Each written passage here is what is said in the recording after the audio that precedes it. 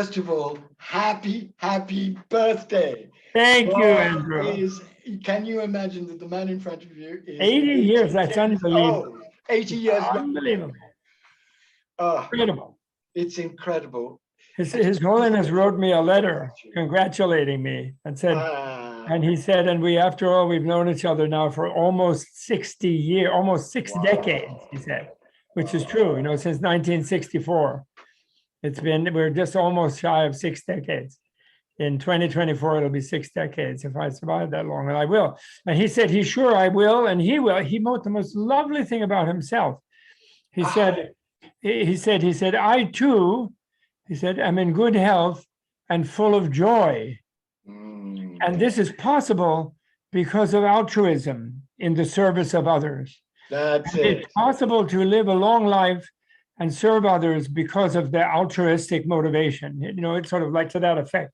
But what I love to say is that I too am in good health and full of joy. I mean, isn't it sweet? Do you ever have time? Do you ever have time to catch him on the dalalama.com? Oh God, yes. I have more of his teachings on CD, and I play them weekly just to yes, with this so immense joy that continues to flow. It's great. It is great. Well, he's the exemplum of your book. I want to just celebrate your book. And I was doing the Avatamsika, and I mentioned Jesus too in the Avatamsika. And I remember how when I visited my friend Michael Beckwith, Reverend Michael Beckwith. Yes, Michael. He did the day that I came by accident. He did a sermon at his Universalist church, whatever it's called, like Agape Church. He said the title of his sermon was "All Right Already." All right already. I know.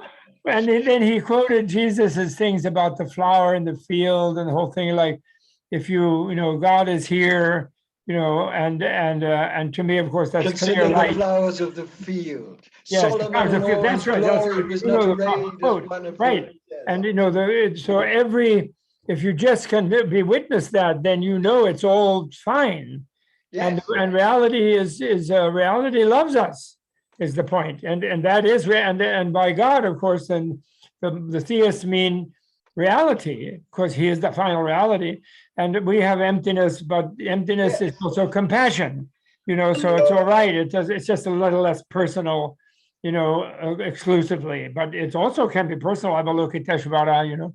Of course. And, you know, did I ever tell you my epiphany I had about the Dalai Lama's genuine, real, true thing? I finally realized the truth of his not wanting to convert anybody to Buddhism, which I agree with 100%.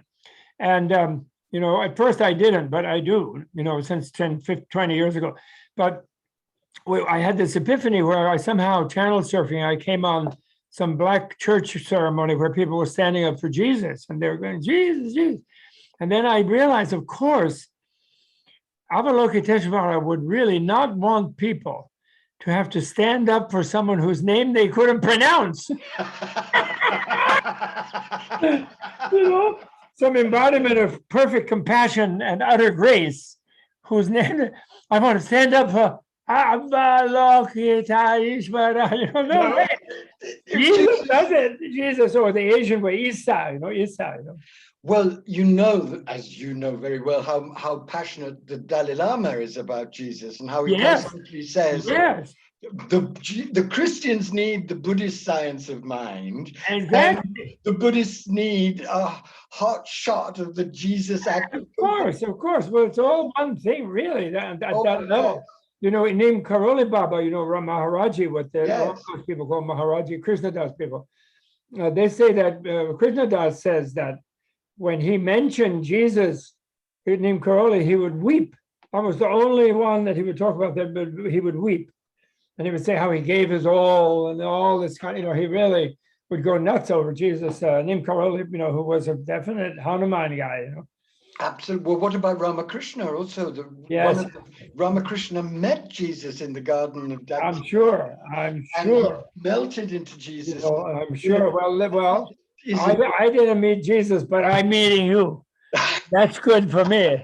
Well, it's a poor substitute. I kind of have met Jesus here and there, But, well, we did that course together. Don't forget, we did that Buddha and Jesus course, which was stunning. I so love He's really nice. He's so happy. The point is, he was really happy. Jesus was Mr. Happy. He absolutely was. And you can't, Anyway, so listen, I don't want to. What do you want to say? What should we talk about? Please, you tell me. I want to read from your fabulous book. Oh, please do. First of all, everybody listening. Oh, good. So what is the book? What's the book? That's right. I have to remember we're promoting. What's the book? It's Wisdom is Bliss, my friend. Oh, is that one? Okay. No, of course, in super consciousness now, so this doesn't have. Right. And it's the very important book. This is. That's right. Thank you. Book. And how about the 4 friendly fun facts? Well, I'm getting to those, and I'm going to just read. Instead of noble truths, friendly facts. Remember a conversation that we had. All right. Please carry on. Well, you lead. I will dance. I couldn't possibly lead with you, Bob, but we'll try. Look, many years ago, when I was in my most serious prophetic end of the world mode, we were having a tremendously vibrant conversation. And you said, oh, just remember that the awakened life is fun. And at that moment, I was so possessed by the agony of the world, I bridled and I imagined I said something spiky. But I have to tell you that I am totally converted to what you mean by fun. And I think this book, Wisdom is Bliss, if I was Jeff Bezos, I would give it to absolutely every politician, every business leader, every significant leader of any kind in this world, every sacred activist. Oh, that's so sweet. Because the most important question I wish they would read it. Is how do we live in the middle of what is obviously an apocalyptic situation? Of course. The answer is in these 3 paragraphs of yours in this. Okay, please read. Oh, read. Oh, I love this. This is so cool and so naughty in the way that the Dalai Lama is naughty. You say about your book, I aim to show you how you can come to understand that reality is fun. The playful joy of your life when you're in touch with your own deepest reality. That understanding will enable you to feel it through and through in your mind and in your flesh and in your bones. It will lead you step by step to discover what the Buddha discovered, that there is an ultimate reality, a reliable reality, a durable reality, a diamond-like reality, indestructible. Engaging in that reality is fun, even super fun, and you can find it yourself. You can know it, you can feel it, you can be it. And the neat thing is that you can be confident you will find it because you are it, you are in it, you are as it already. In fact, there is no other way to reach your super fun Buddha nature as something else. You have to see it, know it, feel it, be it as you, yourself, must always have been in reality. That's the whole damn thing. And it's so nice hearing you read it. It really makes me practically want to cry and do. But it's so beautiful what you've done in this book. You've taken a lifetime's passion, a lifetime's learning, a lifetime's experience of teaching, a lifetime's experience of sitting at the feet of very great masters, most of all and gloriously and forever, His Holiness. And you have boiled it down in the most infectious, vibrant, naughty, provocative, inspiring way. And only you, Bob, could have done something. Well, only because of such great, loving, inspiring friends like you. That's only the reason I could do that. And Nina, of course, my best friend, and you taught me many things and much things, Andrew. Really, you did. And you do, you know. And, there are so many things I found out, lately. I've been finding all these amazing things, that the gods, the form realm gods in the Buddhist cosmos, like Brahma and others. Did you know that what they say, and the Buddhas in the Buddha lands, the Buddha verses, these sort of more celestial places? Well, all the male chauvinist Buddhist literature, because of being infected by the place that it is, they always say about those places, there's no women there. And that's why they're so cool. But that's so stupid, because you see, if there's no women, there's no men. Right. Meaning everybody, and the young sweet trans people have taught me that once there's no men, then everybody's bi. Right. Everybody has male and female aspects complete in their being, and they're not running around looking for someone to hang out with on Saturday night. They're just themselves, and they have that orgasmic, blissful, fun, joy, themselves. But the only difference between them and a Buddha being, like a Jesus being, or a Buddha being, or a Nimkaroli being, or whatever, is that they have it in a sort of exclusive place. They couldn't go to hell with it and sweep the hell up into it. You know what I mean? Because they're sort of in a segregated place.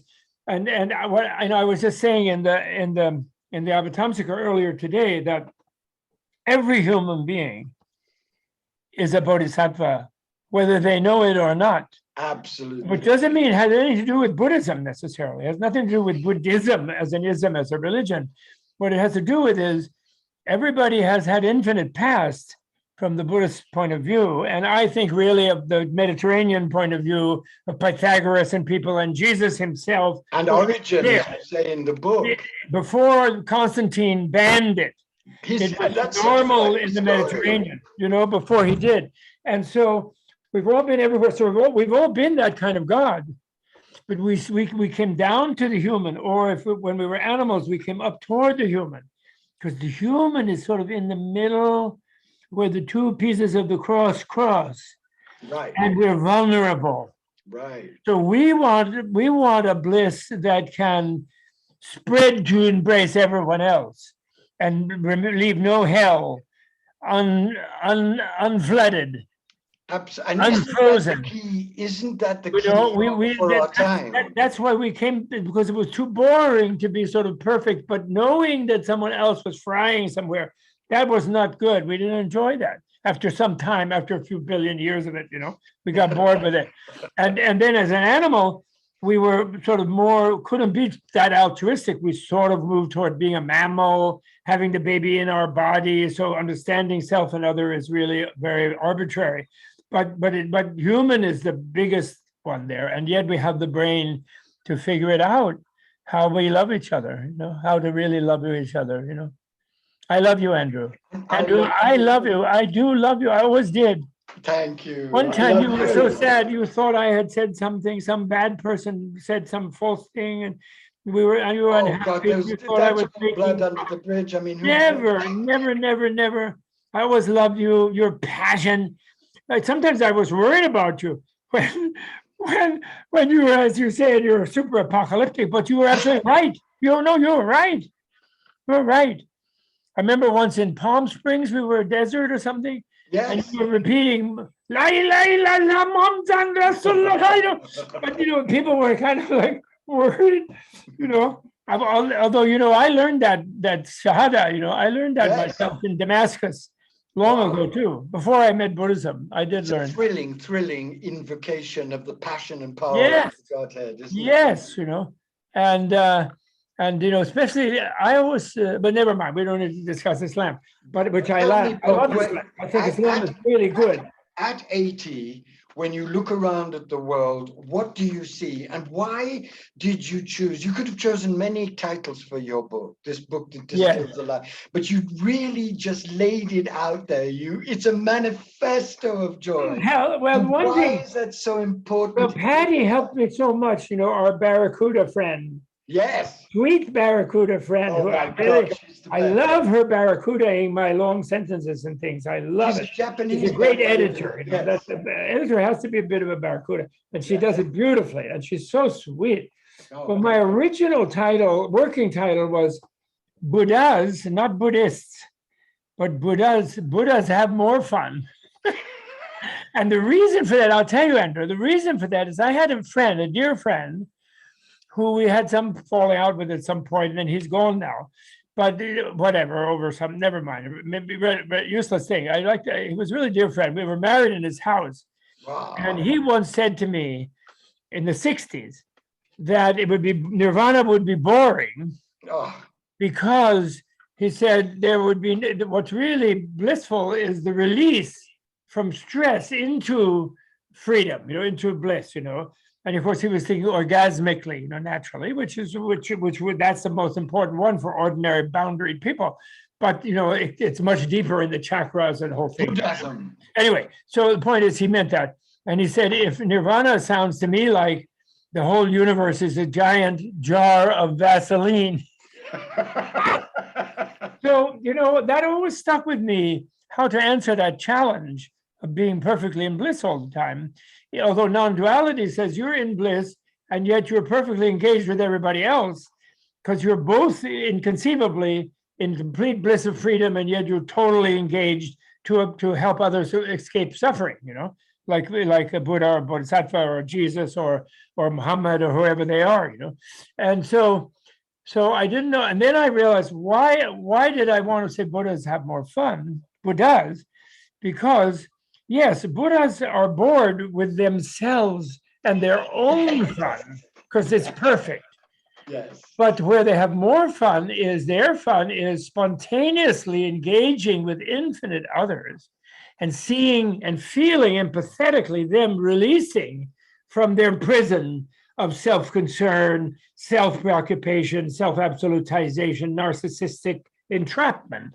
And so there's more of them because there's infinite numbers of them endlessly, and therefore they're having more fun with everybody else's fun due to altruism, as it's all said. So that was my answer. So that's why I had that working title. Then Patty pointed out to me correctly that other people will, even though I say Buddhas doesn't mean Buddhist, since there were no Buddhism when Buddha manifested on the planet, he just helped people be free. But everybody would hear Buddhas and they would say Buddhist in their mind. They hadn't helped themselves. So I had to change that. And then she picked one of those other slogans I have there, which you touched on in what you read. Buddhism is realism, and then that's what the Hay House was saying, which is one of my things that I do say all the time, because I don't like ignorance is bliss, and so on. So, but then I realized that the reader who hears that title, they would think, well, I'm realistic and everybody sucks and the planet is going down and I hate Trump, or I hate libtards or whatever they hate. You know what I mean? They would think realism meant sort of harsh, terrorized, frightened, unwilling to let go, afraid of death reality. And so then I pleaded, please change, please get bliss in there. You gotta have bliss. No, we gotta have bliss. And then when she's relieved, she changed her mind. She realized, and especially she loved it when I redefined the noble truths as the friendly facts.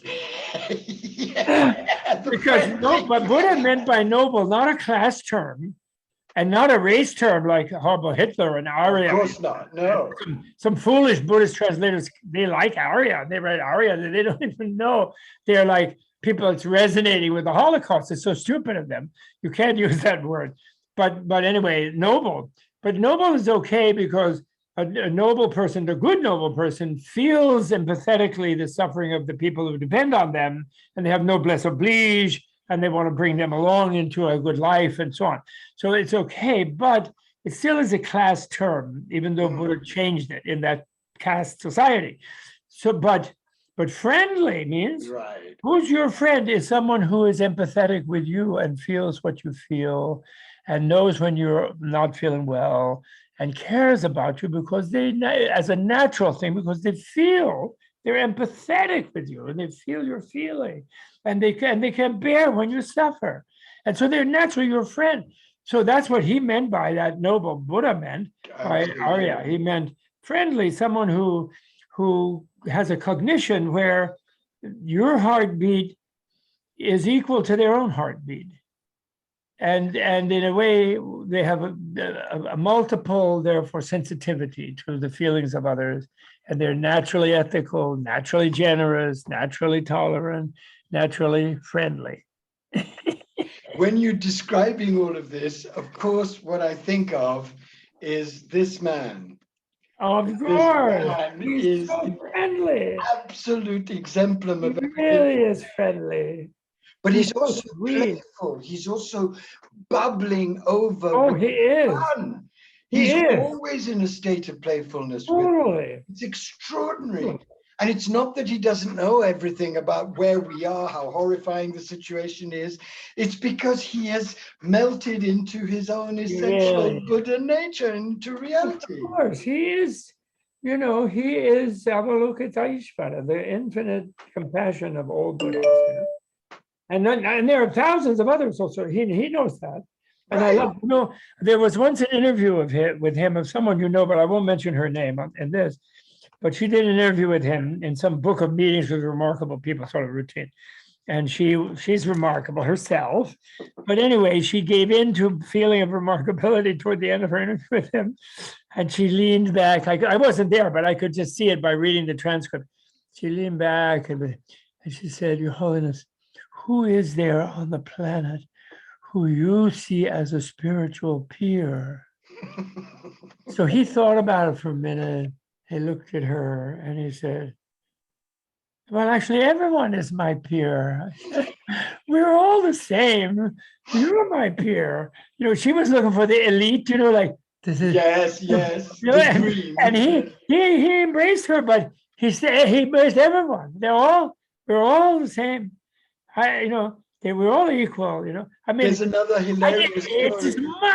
Those little things that he does like that blow your mind.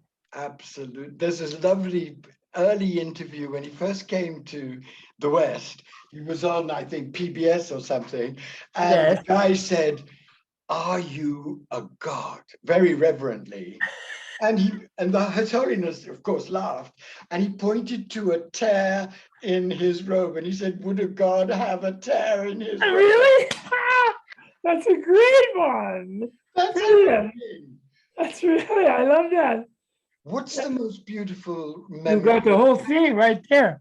What? I'm sorry. But you've known him so intimately and in so many profound ways for so long, because you've been such an ambassador for Tibetan Buddhism, such a teacher of it.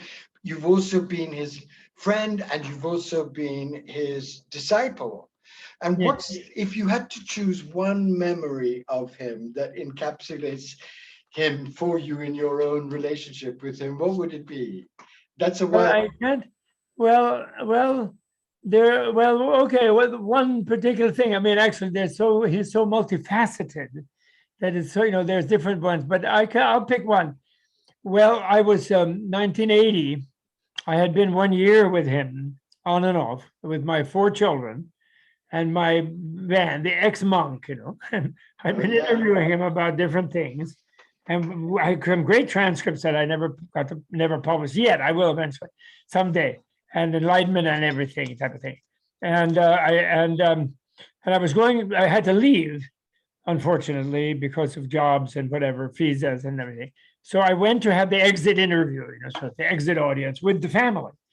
And then I wanted to show my children, and one of them was only 2, and the youngest one. And I wanted to show them sort of how you bow to a Lama. I was trying to be formal. And Nina told me, "Oh, no, he doesn't like formality. You don't do that. That's not going to help the kids anyway. And don't do that. Don't make a big bow and all this." The voice of truth. I didn't listen. I stubbornly did my stupid thing. And so I come in and I'm about to go and I start to bow and I go like this.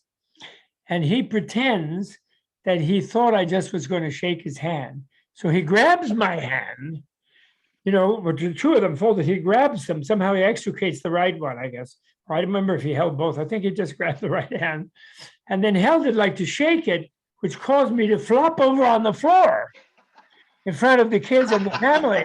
But everybody laughed like mad. Of course, I turned flushed with embarrassment even, but he was laughing and then I was laughing. Kids were laughing. It was just so wonderful. It was really great. And then we all went sort of over to, we sort of moved over to sit down, let's have our little tea in our audience. And then suddenly there's this clanking noise. And we look around, and the youngest one, the 2-year-old, he thought that was the thing to do. And he was doing the Australian crawl, freestyle racing across the floor at 2 years of age, like doing swimming across the floor, clank, clank, clank, across the floor of the retreat, of the meeting place. And then another burst of laughing, And then of course, is doing her usual sort of barely restraining herself from the "I told you so" thing, because we were with but I was getting the "I told you so" look. And I was sort of relaxing anyway from my embarrassment. But that's very typical of him. He's like that. A little naughty too, but just wonderful, just totally wonderful. And it was wonderful for the children. Like just they loved him totally, of course, and they completely loved him. It was just amazing, That's a playful moment, but let me ask you another question. Yes. And this is a dangerous, exciting question. Okay. When have you, in your inmost experience, experienced his essence the most? Because, as you say, one has multiple relationships with him. I would say sometimes through other people. I mean, because, for example, my wife is much more mystically capable than me. And the one time that she went to a Kalachakra initiation by herself, and I've been to 20 of them out of the 34 that he graciously did for the planet, but I went to about 20, but I never had such a vision. I don't know why I was preoccupied. I was reading the text with him. Sometimes he would let me sit there and I was racing to read the text. But of course, you feel his majesty and his graciousness, and you feel the Kalachakra feeling of the utter goodness of the world, of the universe, in the wheel of time, because of things going along in time and everything working out in the end, sort of thing. Oh, happy ending universe. And which is how I associate Kalachakra. But I had never seen it. So she comes back, this is 1985, she went to Switzerland to the recon one, and I took my turn of babysitting, all the kids, and back in Massachusetts. So she comes back, and then she says, "Oh, I had an amazing time." So I say, "Well, what is it, dear?" And then she says, "Well, I was actually kind of irritated." She said, for quite a while in the initiation part. So you're getting into near the main thing where you sort of go actually visualize getting the initiation. And because you weren't with me, so the different poobahs and highfalutin people and all the entourages were not really putting me in the best seat. And I was a little back, and there were some other people I know who were lording it up there, and they were all nearby. They had a better view, and all of a sudden I was a little feeling something. And so she said, but then she said, "I heard His Holiness say, well, now you come to the southern gate of the mandala, and you sit in front of the gate, and it's a thing where you imagine then being inducted into the central palace of the enlightened beings." And she said, but he said, what you have to do now, if you really want to feel it, is you have to move your mind. And so she said, well, then and she's very literal minded. She's Swedish, everything. She's a perfectionist. So she moved her mind. And then she said, I could hardly breathe. She said, I was like breathtaken, because suddenly I saw this giant building, all made of light, 20 stories high. And instead of His Holiness sitting on this little throne there, the little guy with his bells and his things, was a giant Kalachakra, Mr. and Mrs., the golden female and the blue, red, white, and blue, green guy, multi-headed Buddha form. And it was so huge. It was really there, she said. And she's even telling me, she's like getting all the shakes, she's getting all the shivers. So actually, by telling me, I kind of saw it myself, although I couldn't fully enjoy it because I was being jealous on another level of my mind, and it wasn't there. But probably if I had been there, maybe in a better seat, I would have instead been fussing over some text, or I'm following in the text and some stupidness of mine. Whereas she was free of all that, and she did move her mind, and she saw him indivisible from the highest Buddha form, which in the ceremony he is, he does every time he does that, or any other kind of initiative. I mean, I've been to a bunch of different, and they say you have to, even if you don't see it, you have to imagine that the teacher in that context, and this is where much misunderstanding and some bad guru experiences have arisen for people, is that they wrongly misinterpret because of that, because the guru, it becomes that medium or channel through which you feel the presence of the time beyond time, of some being in the past or some being in another dimension that you can't normally access. So because of that, that's the power of the anointment ceremony, the Christos, the anointing.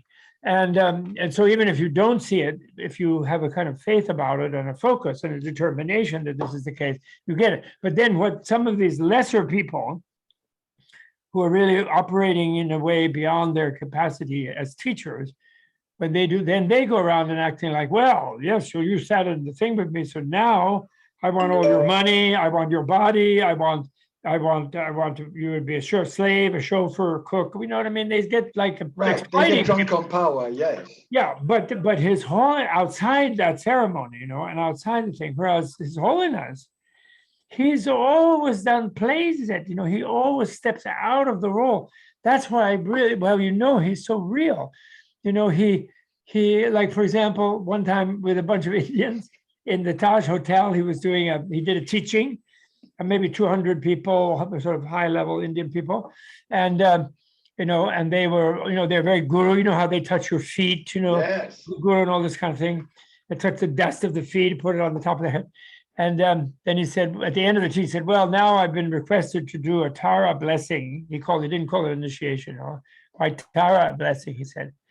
Then he says, "Except the only problem is, I have no white Tara blessing for you." And then they all go, oh, they're all looking kind of downcast, It just says it like that. I don't have that. I can't do that. Well, but then in the moment of the downcast, as they're sliding down into a feeling of disappointment, he then says, but however, he said, it's okay. We'll go through the motions with a sincere attitude. And what it is it gives you the opportunity to find that blessing within yourself. Wow. Because that's where it is. Absolutely. It's not I'm giving it, you have it. But then we'll go through the motions for the ceremony, and then you'll be thinking, okay, it's here. But what you're finding is whatever you can find in yourself. And then they all perked up, But that's so wonderful, because in other words, he's not pushing himself, he's not selling himself that now you owe me. Do you know what I'm saying? Absolutely. He's giving himself, and he is reaffirming you. That's the anointment. That's what he does. And he shatters this kind of thing all the time. He does, I don't know, it's a little risque, maybe no one would like it, but you can find him on YouTube. I don't know if you happen to do it, but there's a short thing on YouTube. I mean, there are lots of things of him on YouTube, but there's one thing. And he's it's an angle, it's like an archival thing. And you just see him from the side, and then the moderator of the session, and obviously it's a huge audience, but you don't see them. And his translator and him, and the lady, she's an African lady with a very colorful, majestic lady, beautiful sort of turban, colors, magnificent lady. And obviously they've just finished a long session. They just had this snippet. And she's saying, Your Holiness, you're so kind. We're so thankful you've been here. It's so nice to learn from you. It's wonderful. But, isn't it tiring for you to travel all over the world all the time? So it's maybe 10 years ago, maybe 15, and et cetera, et cetera.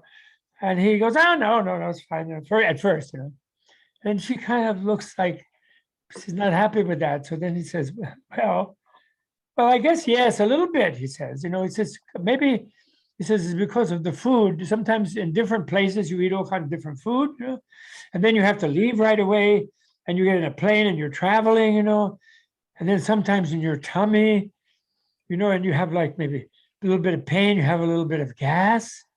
He says, and he's looking like that. He says, and then you're in the plane and there's a lot of people around. And then you look around and he looks very furtive. He looks like he's looking like this. And then finally it happens, it comes. He says, you just have to let one out. And he raises one cheek on the seat where he's sitting. And he goes like that. And you hear this explosion of laughter from a huge audience, some of whom may have had, chronic colitis or something, from being anally focused or something. And they're having a release, I would say, by seeing the sort of high reverend, popish type of person being utterly human. Just totally, I mean, fearlessly and utterly human. And his own translator, she's laughing. She's not bothered one bit. She loves it. She thinks it's great. It's so earthy. And his translator is like turned flush red and practically ready to hide under the chair. And you're reassured because the audience is just totally floored. They're just flipping out, And some people might, well, isn't that terrible? He made so vulgar, man. Oh, God, might say, but if they're to say something anyway, Meanwhile, he gave a lot of people a kind of relief. And he always does that, when he received the Templeton Prize. He said, and this is now coming back to Andrew, apocalyptic fervor. And he received that prize and he couldn't hardly wait. He demanded his secretary bring this letter he had written, where he gave all the prize money away instantly to the Save the Children Foundation for malnourished children in India, because he said when his own children, all the Tibetan refugees in 1960 and 59 came out, all destitute from escaping the communist purging and Holocaust they were doing, the Save the Children bought food, and he always wanted to repay. And now he could just give this immediately, and he did. He gave 1.5 million bucks to them, and but then the secretary wouldn't give him back. And they said, no, you have to give a talk first, then I'll give you the check. And then he gave a talk, but the talk was, thank you all for coming. It was in St. Paul's Cathedral. He said, thank you all so much for coming, and it's an honor for me, and I'm happy to receive, thank the Templeton people, blah, blah, happy to receive this, and so forth. He said, but I just want you to know this. You can't, the world is in a tough place. You cannot just depend on some person you think is an amazing person to take care of it. Each one of you has to do the work. You have to save this world. We all have to do it together. You have abilities I don't have, and you this, and he really puts the burden back to where it belongs, on the people, rather than just put some hope in him and then just behave normally, Absolutely. as usual. And I thought you would really like. I wasn't there, but I saw a live stream. Somehow he live streamed it. One of the most extraordinary things he ever did was in his first years in India, he gave a series of transmissions on the Bodhicharya Avatara, the Shantideva. Oh, yes. And in those transmissions, he is unbelievably ferocious about where we are. He's saying we're facing potentially extinction. This is in the 60s. Yes. He was knowing then everything that we've discovered about the environment, about the state of the soul of the world. The whole damn thing is in there. And he's constantly saying, look, you have to train your mind and your heart, and you have to find that essential goodness, and you have to put it into action. Yes. And he's saying it with he's not playing Papa Bear. He is really inflamed. He's really passionate. It's one of the most extraordinary set of teachings he ever. It is, and it is. And I had an instance of it in 85, where he was speaking in Tibetan to Tibetans in one of that session, although there was a big national audience for other events during that period. And then it was in Sarnath, near Benares, and he was crying, weeping. And they were, because some of the Tibetans were just getting out of Tibet, there was that break period up to the death of Mao and the Gang of Four, and then there was a little openness for a while in the 80s. And so many Tibetans were seeing him for the first time. And he was saying, your valor and your saving Tibet and your saving your country and everything has to be channeled non-violently. And you have to be the non-violent warriors and heroes. Yes, some of you whom I do admire in a normal way, like military guerrilla fighters and something, but as you saw, and as I predicted, that all came to naught, because that's not the way nowadays. And our Tibetan battle is the nonviolent heroism. And believe me, I'm not just saying this because I escaped and I got free over here and they didn't torture me and throw my uncle off the river and all that, but they did throw all of my people here and there. The horrible troops, because of they get into this mode. It's not like they're just because they're Chinese, it's because they got into this horrible militarist mode, which any people can do. And he was going on like that in Tibet, and he was weeping and he was reassuring them that he wasn't giving them this advice just because he was at the moment not being tortured in a Chinese torture chamber, And he was he was saying that's the great heroism, and that's how we Tibet will survive, and we will be free with our culture somehow, someday, and that's where your heroism will be celebrated. So he said, but not by taking up a gun and sort of doing last stand and then dying while hating people, and killing other people. That's not the way, If they kill you while you're doing this, well, this is the way to go, and this will liberate us in the longer run.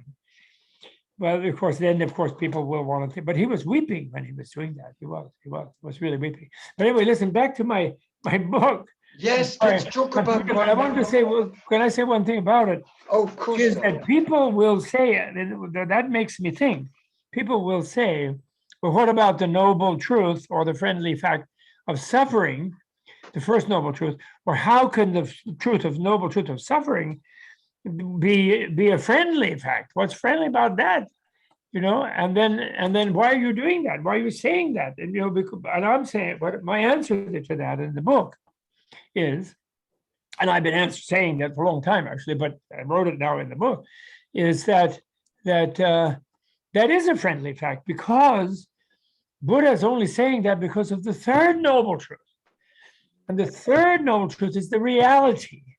And he says that. He says first, second, and fourth are in the realm of illusory reality. It's not that it's completely non-existent. He never says that. But it's an illusory reality. It's a less real reality than the real reality, which is nirvana, which is the uncreated, which has always been the case, which is the actual reality right now. That's my discovery. That's my good news. That's my gospel, if you will, and that's why people have loved him for centuries and millennia, not because he noticed that normally stumbling around, you stub your toe, and that is a pain in the butt, yes, as well as in the toe. And he's perfect. So the point of the first noble truth is, as an inspiration only, it's like when you see the prognosis of freedom from suffering, which is the reality, then however, he is then saying in a diagnosis that if you insist on the unreality, stubbornly misknowing your true nature and the nature of the world as a miserable, terrified place, which is the second friendly fact, then you're just going to have a hard time. It's going to be stressful. You will never be satisfied, because he was trying to disabuse them that I'll be happy when I'm president. Yes. I'll be happy when I'm king. I'll be happy when I'm a god. I'll be happy in whichever culture, I'll be happy whenever, when I'm the commissar. Meanwhile, the more power you have over others when you have no power over yourself, the more miserable you're going to be. And we all have seen it. The last 4 years, we've seen that. At least when he was a playboy in New York, he could run around and grab people's butts and do different stuff. And he was hurting people because he was like that. And he was mean to his relatives. But at least he wasn't harming tons of other people, and maybe he had a little bit of fun on the side, but it was never satisfying. That's why he had to grab so many butts. He didn't know what to do with any one butt, including his own, because he couldn't feel it inside. He couldn't stream. He couldn't stream the inner bliss that we all have inside, even without a partner. And so the point is, then he got in this thing, power, glory, and he was causing harm to millions, and subliminally getting the vibe of that and making him more frustrated and more frenzied and more crazy and more angry, and them more angry and more bad vibes. And he, poor fellow, he should realize he's living in a spa now. He should just get a massage and take a break, because he was released from that terrible situation of having so many people depend on someone who cannot do anything about it because they don't feel anybody else. You know what I mean? That's the way they're unfortunately miswired, around a misknowing, So that's the first noble truth. Even you get $1 billion, and look at the guys with the $1 billion. God, yes. You know where they're going? Mars?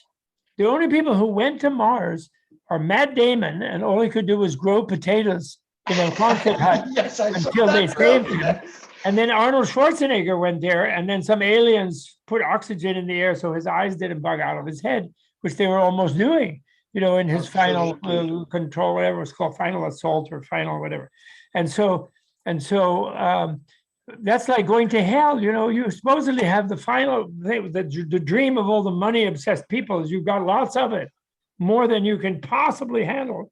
And then you use it to have a journey to hell, like a place where an animal can't live, Well, we'll fix that. Although in a way, maybe it's if they think they can fix it into Paradise Island, well, that's nice, but I think it's a little impractical while they're letting this one get wrecked. Right. But after we fix this, maybe someone will figure out a way to do that. Who knows? Never mind. I'm not against that. So anyway, so therefore, in the 4 friendly facts, the reality is the freedom from suffering. The reality is bliss. Ignorance will never bring bliss. Ignorance is the second noble fact or noble truth or friendly fact. If you insist on misknowing, misunderstanding everything around you and yourself. But I don't blame people because, they're terrorized by authoritarian religions and authoritarian social structures. And they are frightened that if they don't depend on this leader or that leader or whatever, they're going to go to hell or they're going to be sent to hell and that kind of thing. And then the materialists have come up with a fake indulgence, every bit as bad as the ones Martin Luther was freaking out about, but that the church is selling. And they're selling the indulgence that, well, we can't promise you heaven, but at least we can promise you permanent anesthesia. And of course, they have absolutely no empirical evidence that there is such a thing. Not only is there no evidence, but the word means something that isn't there. It's crazy. It can't solve people's problems, therefore, because it's not there. It's not even a good dose of like sodium pentothal. It's nothing. It's not. Right? Yes. So anyway, so that's it. The fourth one, which then the whole book is on the fourth one, which is the path, which doesn't cause the third one because it's uncaused. It's already there. Right. But it's a way of opening your heart and your mind and your body to the reality of the third one. It's a eightfold education. And I don't like to call it training. He was using that word because they told him that word for the Buddhist, the Sanskrit word, adishiksha. But adishiksha means education, actually. Educare, because you're leading out of the heart of the person, the Buddha nature and the Buddha wisdom and the Buddha okayness and the Buddha alreadiness that they have already in their heart, the salvation, the Jesus that's in everybody's heart, right? Right. That's educare, right? Lead that out of them rather than doctrinate them with something. You're not absolutely because Buddha. That's why I love Buddha so much. He says, "Oh, I know everything. I am everything, and I know it by being it. I know everything, but I'm so sorry I can't really explain it to you. I'll talk a lot, and I can give you a curriculum." Or you can find out yourself because you already do know it. If you would only explore inside yourself, you can find it. But the other thing that is really extraordinary about the Buddha, and this I think would be a wonderful place to end, is that, and we've talked about this endlessly over the years, that the Buddha is a supreme scientist. Oh, yes. Of mind. Yes. And that's the key to his universal appeal. And that's the key to the way in which Buddhism enchants the West, too, because it takes us out of an addiction to a narrow vision of science, to transcendent knowledge that's this science that he gave But us. I consider Jesus also a supreme scientist, actually. Yes, of course. The problem was that he didn't have Hebrew University yet, where he could go and spend 45 years elaborating his insight, because the nasty Romans, who actually are the ones who killed him, not the nice Jewish people, he was their rabbi, and they liked him actually, and the blame of them, of the Jews, was done by Constantine and the Romans to exculpate themselves, and they're the ones who did it. Right. Because they crushed the Hebrew University, and he didn't get an extra from 33 to 83, an extra 50 years to show his scientific insight, because from the inner understanding and the inner heart opening to God, or the clear light of the void, or the infinite love of the universe, or whatever you want to call it all, he didn't get a chance to show the science, the inner science, or the soul science of doing that. But the Buddha did. The backwardness of the Roman Empire, Right. They were so militaristic and domineering and whatever. Right. They were barbarian, really, And he was a civilized guy, and he was civilized from the inside, the ultimate civilized. But isn't that what the book is about, in a sense? And this is the great contribution of this book, I think, is that not only are you talking in this gorgeous way about joy and bliss and fun being our nature. Andrew, do we have to end? I want to hear you talking. I want to hear you. Listen, when I finish writing something, I don't even like it. I could have. I'm never satisfied. And hear you talk about is really cheering me up. The thing about the book is that you ground it in the science of the book. Oh, that's good. And you give people a marvelous map in a very approachable way, so that whatever path you are on, whether you are a Buddhist or a Taoist or a lesbian acrobat or a Wiccan, you can see, because of your extraordinary clarity and advocacy, that the Buddha really knows that there is a map to uncovering your essential, indivisible, diamond-like. Many maps. Yeah. Sure. Thank you, Andrew, so much. Listen, even on air, I'm going to pinch you down. When COVID is less, Delta, yes, Gamma, Theta, Beta, whatever it is, when it's all less, and you're traveling again, will you kindly come to Menla? Of course. And do a retreat with me? Yes. And bring any of your cohorts, you like Carolyn or anybody if you want, but you are enough. But bring anyone that you want, and we'll do Buddha and Jesus retreat. Oh, let's do it. We'll do the Gnosticism. That would be so wonderful. Thomas, Gospel of Thomas, and whatever, and the Avatamsaka and the Vimalakirti Sutra, etc., together for whatever we can work out, like we can organize. So will you please promise? I would be very honored to do that, and I'd love to. We would be so honored to have you. Are you kidding me? We'd have more fun than is legal. We will have fun. We'll be naughty. We'll be naughty.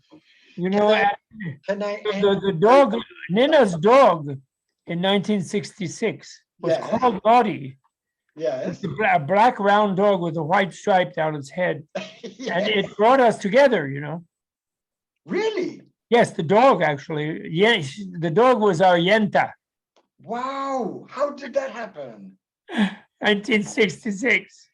It took me by the leg, by the pant leg, and dragged me, as just a new ex-monk, just a recent ex-monk. It dragged me from this place. I was afraid of the girls at that point. I couldn't deal with beautiful ladies, and it dragged me over to visit with Nina.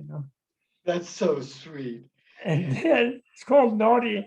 It's so. It's an amazing dog. Let me just ask you one last question. I mean, thank you. In your book, Andrew, in your book, I just want to hug you. I give you. There's such a thing as a Zoom hug. Really, I would really like to hold you in my arms and just hug you and kiss you on both cheeks and forehead and wherever. I just really love you, Andrew. And I love you too. And we did things before, but I don't know why. It's so wonderful. Well, maybe we're now ready to jump about, because if you discovered that, as you say, wisdom is bliss. I cannot thank you enough for this great book, Bob. And I just hope and pray that everybody who's had this chance to thank you, Andrew. I'm going to send you an announcement for your list. I hope you will announce it. Oh God, I'm going to do on your list. Put a sidebar somewhere on your list. Oh no, this and the Substack, because of the book and the Substack I'm sort of putting together, you know, to reach out. I just have to I have to tell people that we have to turn off the machines now, you know, really. Even The Economist, you know, in The Economist, do you read that ever? They had a cartoon. They had a cartoon, and on this side of the cartoon, there were some people in pinstripes, and on this side were a bunch of machines like airplanes and submarines and railway trains and power stations, you know, who were animated, you know. And in the middle was a lady with looked like from the hairdo it was Ursula von Leyen, maybe, I think. I just guessed, but they didn't say that. And then this guy over here was saying, I mean, the guys in pinstripe were saying, well, we have to do something or it'll be a catastrophe. And then over here, the machines were saying, no, we have to keep doing what we're doing or it'll be a disaster. and then Ursula von Leyen is saying, well, the way you two guys are going on, it's going to be like catastrophe and disaster are going to just meet in the middle. Even in The Economist. But I think everyone now is waking up to the fact that we are headed for extinction if we don't make a major shift now. And the way we make that shift is not through anger and blame. No. And it's through what you're saying in this book. It's through discovering our essential nature. And don't you think, Andrew, if Charles Koch and Rebecca Meyer and Mercer and the Rex Tillerson, if they came to our Buddha and Jesus, and we throw in Moses, Rabbi Hillel, it's like Judaism is always Judaism, Mercer to Jesus, you know, John the Baptist, you know, and if they came to, wouldn't they have more fun than selling just a bit more oil and gas and acting like dorks? Of course they would. This is the terrible. I remember once I had a billionaire's friend whom you know, and she'd had cancer, and I'd got her to all the Tibetan doctors who'd helped her, and she'd been momentarily very infused by joy. And then she rang me about 4 weeks later and said that she'd bought another house. She'd already had 4 on a beach in California. And I said, do you understand that for that money, you could have built a hospital for poor women to have the kind of treatment that has saved your life? And do you understand that you would have had more joy than you could possibly contain, seeing that your money had created an opportunity for all those women, and you could still have kept your other 3 houses? Exactly. And I put the phone down, but we became friends later. But it was, people miss out on the great fun of life. That's the thing. We don't let them have 5 or 10 houses. It's all right. You know, I don't care they have 50.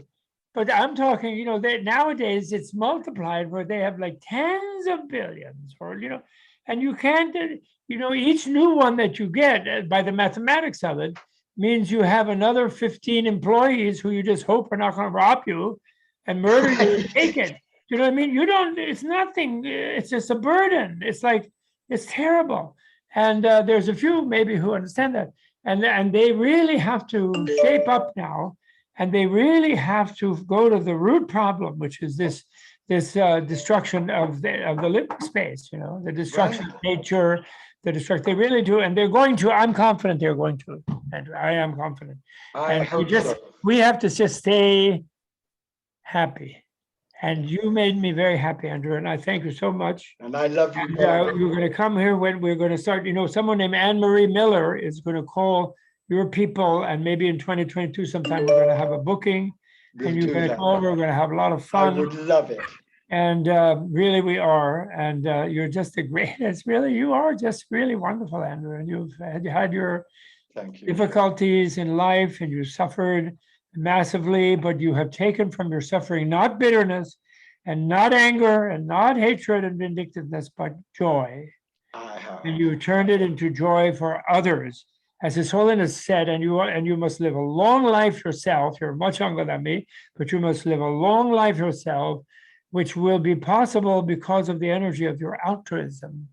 That's where the joy and the energy and the medicine, yes, real medicine comes from. The joy, the energy, and the medicine are all in altruism. Comes from your altruism, and really, it's wonderful. Back to you, and happy birthday, and really, Andrew. So many congratulations on this gorgeous, gorgeous, naughty, provocative, wildly inspiring boy. I cannot thank you enough, Bob.